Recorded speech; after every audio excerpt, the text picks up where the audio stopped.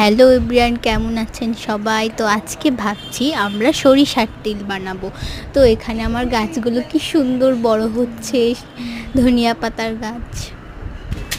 তো এখানে আমি সরিষা কিনে এনেছিলাম, প্রথমে অল্প করে বানিয়ে দেখি হয় কি না। তো সবার ঘরে এরকম চামিচ থাকলে তো এই চামিচ দিয়ে আমরা এবার এই সরিষাগুলোকে মেপে নেব, কারণ সাদা সরিষা হচ্ছে তেল হয় আর কালো সরিষা হচ্ছে তেলের যে ঝাঁজটা আছে না ওটা বাড়ায়। তো এই চামচ দিয়ে আমরা 5.5 চামচ করে এভাবে মেপে নেব। এখানে যত চামচ হবে ওই কালো সরিষার অতটুক 1 চামচ কম দেবো, তাহলে আমরা দিব হচ্ছে 4.5 চামচ। তো সবগুলো মিশিয়ে নিব ভালো করে।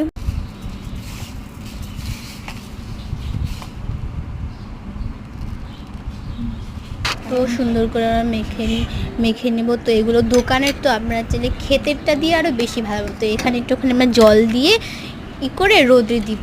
তো এখানে জল দিয়ে একটুখানি আলগা করে এই ট্রেটার মধ্যে আমরা ছাদে রোদে দিব ছড়িয়ে। তো ঝরঝরা হয়ে গেলে, তো আমি ছাদে রোদ দিয়েছি, সব সরিষাই খেয়ে ফেলেছে কবুতর, কারণ কবুতরের তো সরিষা প্রিয়।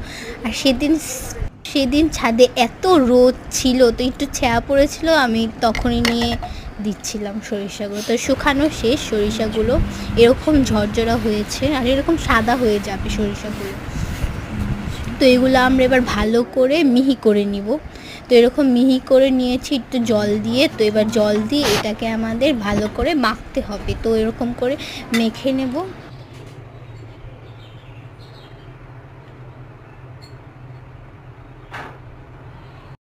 তো এবার জল দিয়ে ভালো করে মেখে নিয়েছি, এবার চুলাটা ধরিয়ে নেব।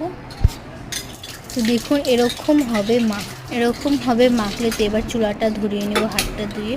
তো চুলাটা জ্বালিয়ে নিয়েছি, এবার কড়াই বসিয়ে দেব।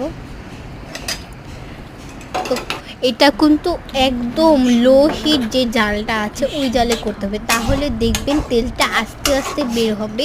তো এটা খুব আস্তে আস্তে করতে হবে, সময় নিয়ে, তাহলে এটা বের হবে।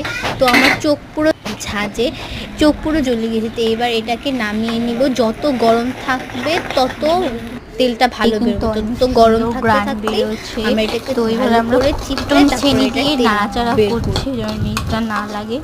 তো চোখ পুরো এরকম একটা সাদা ন্যাকড়া নিতে হবে।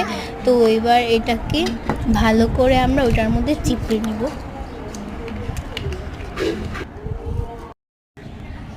তো দেখুন তেলটা যে বের হচ্ছে, তো এবার আমরা বের করে নিব।